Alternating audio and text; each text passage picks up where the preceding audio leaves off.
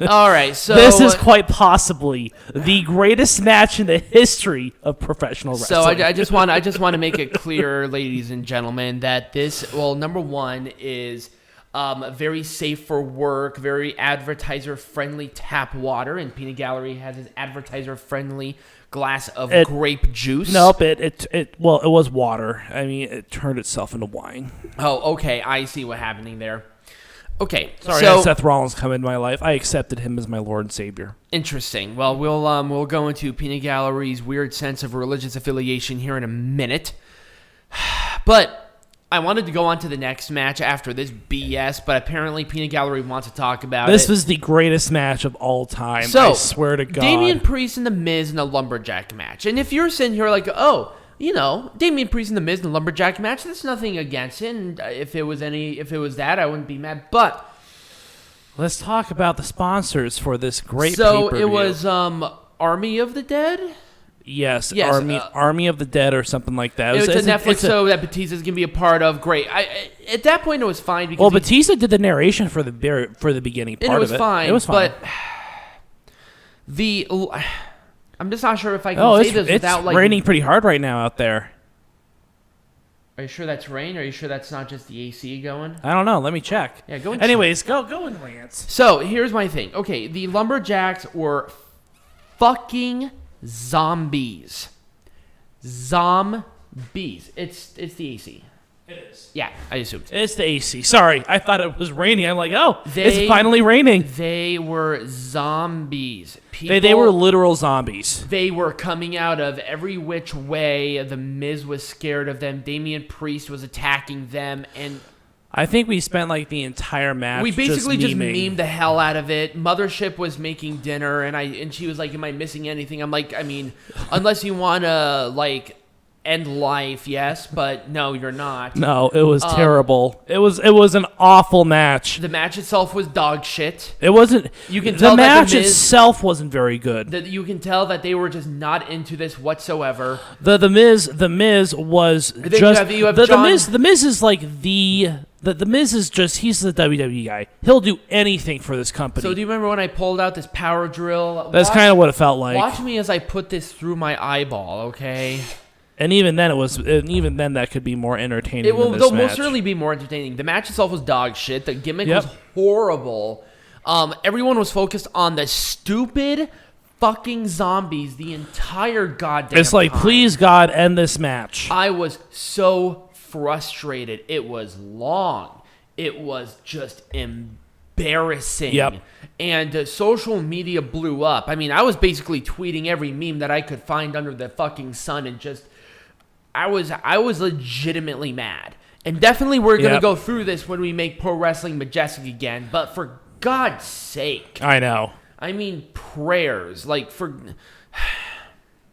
if you really think this shit is going to put over Damian Priest and The Miz, you have another thing. The Miz doesn't need it. Damian Priest, he deserved something better. Right. It was fine with Bad Bunny, but at some point in time, you just have to drop this. At least with Bad Bunny, it was like a person who was dedicated and loved the business and had respect for it and tried his damnedest and pulled off great. But not these fucking what? People dressed as zombies. There was no association with it to the match whatsoever. I know. Now, if Damian Priest was like, "Oh, I'm gonna resurrect zombies," whatever. It wasn't. You know what? I'm going to bitch about this later. It was dog shit. If you want to see one of the worst matches of the year by a mile. Yeah. I'm even going to say this. This is my worst match of the year currently. Oh, God. And it will probably stay in place for a good long time. I mean, I guarantee you by December, we're still going to say it's going to be this with Shit's Not Hard Awards, okay? Right. It was just that bad. All right, let's make Pro Wrestling Majestic again. Can we just get this out of the way? Yeah, no, no zombies. No. So, okay, you know what? Let's just go right into this right off the gate because obviously we're going to do this. We're just going to do this all in one big Let's just start ranting this shit. So, let's talk about this one just right off the bat. So, number one. Fuck. No to fucking zombies. The only time when zombies are actually fucking acceptable in my goddamn world is if it's in a backstage segment and if the person is fucking supernatural. Other than that, there was no fucking point. It was an obvious plug for other than to sit there and fucking jerk off Batista until his blue cum comes out on Vince McMahon's fucking face. It did not give a fuck. It ruined a match that could have been actually fairly decent if it was an actual lumberjack match between fucking The Miz and goddamn Damian fucking Priest. But no, they did this, and honestly, it devalued them to me as individuals. I mean, you ruined Damian Priest. There goes his run. Bye. Hopefully you go to fucking AEW where maybe you're treated better than dog shit. I know. It's like, this is WWE's MO. So they take someone in from NXT, he's the hottest act, and then what do? You shit all over him. Right, you shit the fucking bed, and then you blame everybody else, is what happens when you have 30 fucking writers.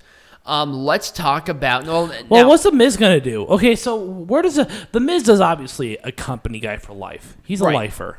He doesn't care what happens. He's gonna get a fucking retirement package and a 401k from this fucking company.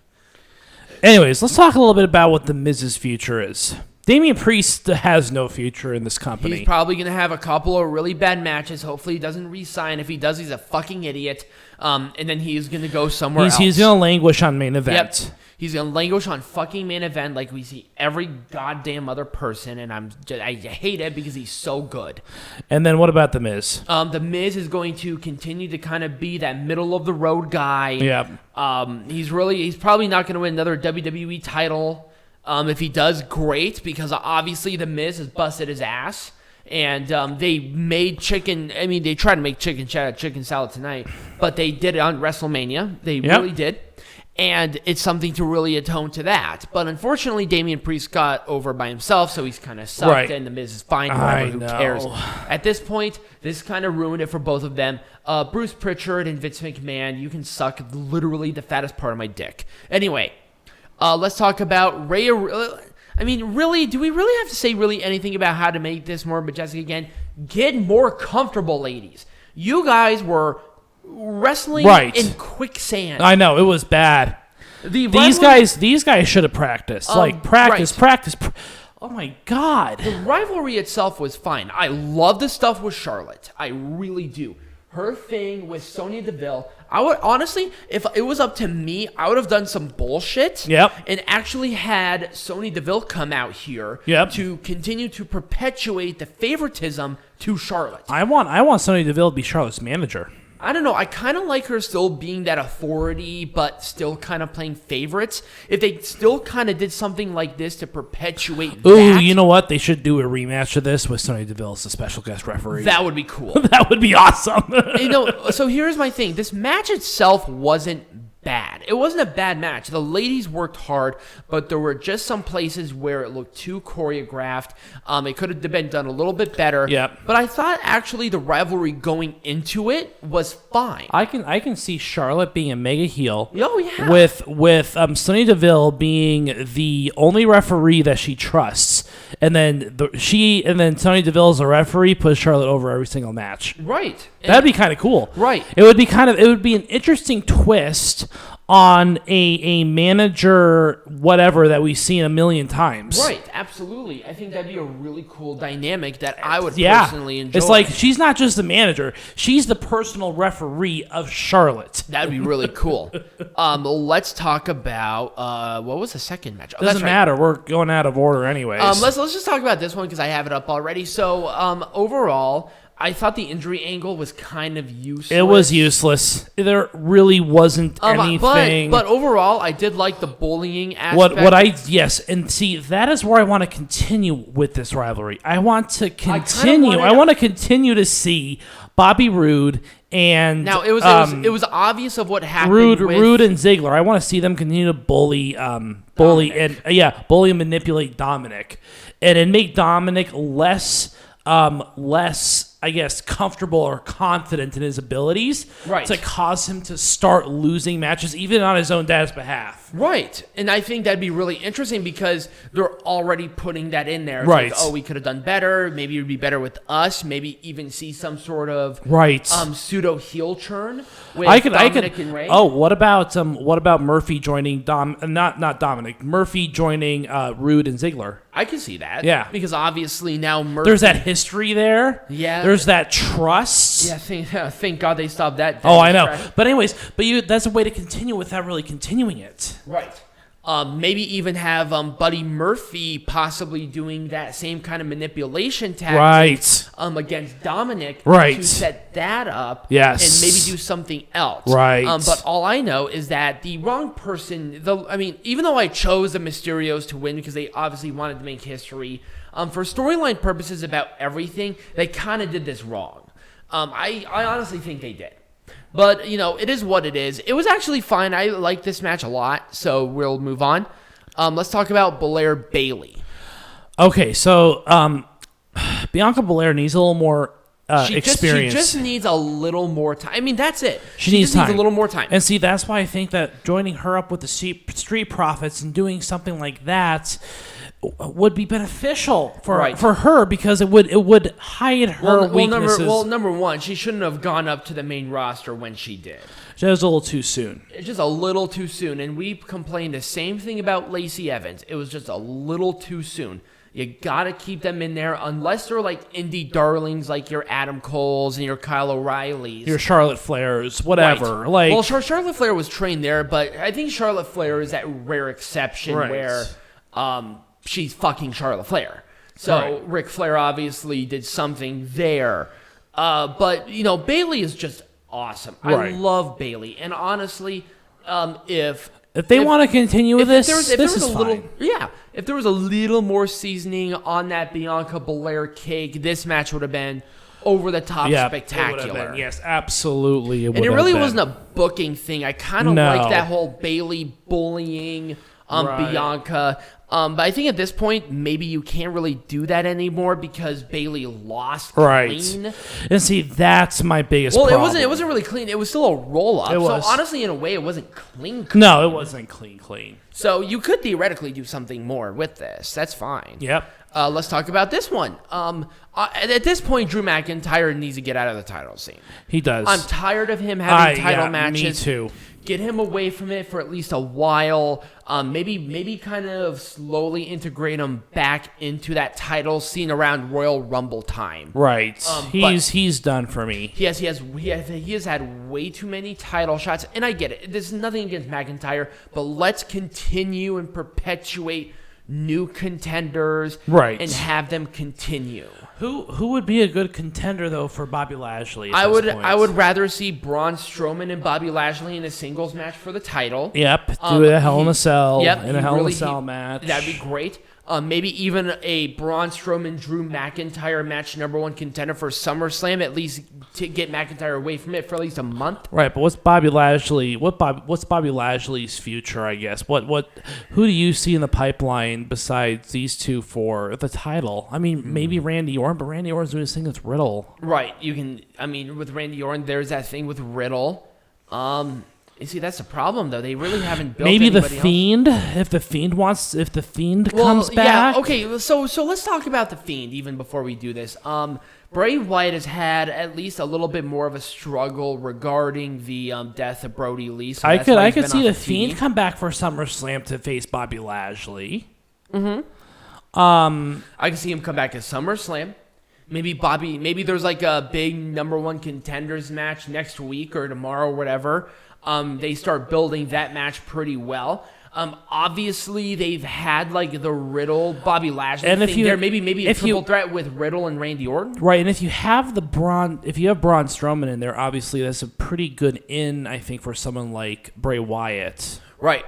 Maybe do something with that. Yeah. Really just depending on Bray Wyatt's mental health. But I feel like at this point, Braun Strowman at least needs to be there. Yeah. But if not, I could see Strowman and Drew McIntyre continue their rivalry. They have really good chemistry. They do, but the number one contenders, no one's going to be interested. They want to see a title match with Bobby Lashley in it. That's what they want to see. Well, yeah, but I mean, with Bobby Lashley, for me, I would actually keep Bobby Lashley off of pay-per-view until SummerSlam. Seriously, they're not going to do that. I know they're not, but that's what I would do. Well, of course, that's what you would do. Because they got to build people. And if Bobby Lashley is continuing to defend the WWE champion against fucking Drew McIntyre and Braun Strowman, then what the fuck is the point? Right, exactly. So keep Bobby Lashley off of it for a while. Maybe have him start a budding rivalry with somebody. Have them prove themselves at pay-per-views by maybe even beating those two, because there's 2 pay-per-views in between now and SummerSlam. Like I said, I think it'd be a great time to introduce the Fiend a little bit. Right. But they gotta beat these 2 contenders. They gotta beat Strowman and McIntyre. No. I mean, if you're Bray Wyatt, you don't have to do that. You just get your title match. I know. I can see some Alexa Bliss manipulation of not only Bobby Lashley but also of MVP. I would keep Alexa Bliss away from these people as much as mentally possible, honestly. Alexa Bliss is literally doing her own thing with the women's division. I hate that as much as it is. So clearly I wouldn't even put them involved with this at all. I just wouldn't. Okay, fair enough. That's just me personally.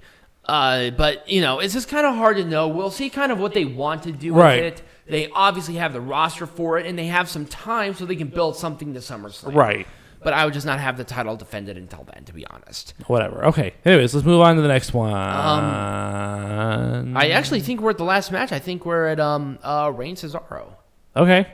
Yeah, we're at Reigns Cesaro. So rematch in Hell in a Cell. That's it. I mean, that's what you have to do. No, here's my thing. There's too much outside interference, obviously. No, here's my thing. I want to see, because we had Jey Uso and Roman Reigns, which were fantastic matches. We're seeing that deception. We're seeing that. You want to see Jimmy Uso versus Roman Reigns? I do. I want to see that a couple of times. Cesaro beats Jey Uso to gain that number 1 contendership for SummerSlam, even at Hell in a Cell or the pay-per-view after, which, if I'm not mistaken, that's Extreme Rules. Maybe, yeah. And then Cesaro proves himself again to continue to perpetuate it. Reigns maybe not defend it for a month, because they can't just have the main champions defend it every fucking month. They do it anyways. I know they do. Fuck it. Let's be realistic here. At the same time that we're trying to do, we're making pro wrestling majestic again. That will make it majestic again. They don't have to defend the fucking title every goddamn show. It's not necessary. But they do. I mean, AEW's world fucking champion is so prestigious. You know why? Here. Let me give you guys a fucking pro tip. It's not defended every fucking month. It's not. It's literally not. So there's no point of having both titles defended at every fucking pay-per-view every fucking month. It doesn't make sense. Right. We need to build rivalries. And unfortunately, because they want to defend both titles at every fucking event, it's hard to do that. If you want to make pro wrestling majestic again, if you want to make WWE majestic again, you can't do that anymore. Right. You gotta build the credibility of other people. You don't have to build the credibility of Roman Reigns. He's already champion. You don't have to give Bobby Lashley any more credibility. Fucking pro tip! He's already champion. So there's no reason for it. That's why Brock Lesnar was such a great WWE champion. He wasn't defending it every fucking week. He wasn't. That's true. I mean, people always bitch about Brock Lesnar, but then when he was on pay-per-view, it was special because they had time to build those contenders. Because he was champion. Exactly. And people bitch about it, and now I'm sitting here saying, I want Roman Reigns away for a minute. He doesn't have to do it anymore. Like, fuck. You have an Intercontinental Championship, for God fucking sake. Instead of giving a stupid fucking medal to a New Zealander pretending to be Nigerian, how about you build something around that? That's what that title is supposed to be. But no, they want to sit there and jerk themselves off. Anyways, is there anything else you want to add? No, like any other? What about other? Straight into my point. Yeah. Well, what about other titles or anything like that? I would love to see the Raw Tag Team Champions defend the next pay-per-view. I would too. I would honestly love to see the Raw Tag Team Champions defended. They have Viking Raiders back, and they're winning matches. I would like to see something. The Viking Raiders versus Omos and AJ. That'd be great. That'd be cool. You have Omos, who's a big powerhouse. AJ, who's... What's going on with our friend Apollo Crews? I told you he's giving stupid medals to somebody who's trying to pretend to be fucking Nigerian. Oh, that's right. He's with Kevin Owens and Sami Zayn, which honestly, I don't mind them being there. A solid little mid-card thing going on there. But with Big E, let's maybe put him up there and start looking at the Universal Champion. Yeah. Because that's what they wanted to do. Right. But they're not doing that right now. Not they're yet. just sitting there jerking off Cesaro, Roman Reigns, and the fucking Usos in a weird gangbang human centipede orgy. It's fine because I like the Usos dynamic and it's really interesting. Right. Oh, I love it. I really do. And with Raw, I mean, we already just bitched enough and a half about that. But once again, you run into that thing that they're defended every week and you can't do anything. You got to build more people. Right. You have such great talent. AJ's good where he is, building up Omos. And it's fine because you have that workhorse with AJ, that experience, and Omos is looking like a fucking killer. And I'm so happy about it because they're doing Omos right. So, I mean, really, that's all I really have to say about this. Pink Guy, do you have anything else to add before I start screaming again? No, let's talk a little bit more about the zombies. So, the zombies can all die in a fire. The Miz, but they're already dead. I mean, Maurice has had enough fucking tequila to kill a bull elephant due to watching that, and I'm pretty sure that she put the kids to bed before that because she knew it was going to be dog shit. And hopefully that those two little girls will never see their father in that kind of bullshit because it was just that. It was embarrassing. And Johnny Drip Drip can go fucking to hell, and unfortunately, his wife had to watch him. Hey, hop. No, I'm gonna kill Peanut Gallery later. So anyway, next week we have a very special episode for you next week. I cannot wait. Now, has it been? Now, is this confirmed? This is from the SEC. Okay. We are going to be reading verbatim. There's going to be no wrestling lesson, no heckling from the hard camera. It's literally going to be just one long-form show. We're going to look at an FCC confirmed WWE contract. And not just that, a main eventer contract. Yes, we're talking a Stephanie McMahon-Levesque WWE contract. And we're going to put it right on the goddamn screen. And we're going to go link line, to the bottom of that motherfucker. And we are going to go line by line, precept by precept, and we are going to dissect the hell out of this contract. Do you think honestly, okay, here's an idea. Do you think we should actually do a live reading? Like a live, yeah. Not pre-recording like we're due, like live. Ooh. You know what? Fuck it. It's gonna be live. It's gonna be live. It's gonna be live. We're gonna do it 100% live because there's no cutting, no anything. Right. Live. 100%. Yep. And we'll just have it on the screen. We'll have it on the screen back here. Yep. And we're just gonna read right through it. And guess what I'm gonna do? I'm gonna link the actual PDF in the description so you can read along with us. And that's just how we're gonna do it. I'm going to record it for our podcast as well. But if you're on YouTube, you're actually going to watch it live with us. Yes. So that's going to be awesome. So keep a lookout. Subscribe to our channel.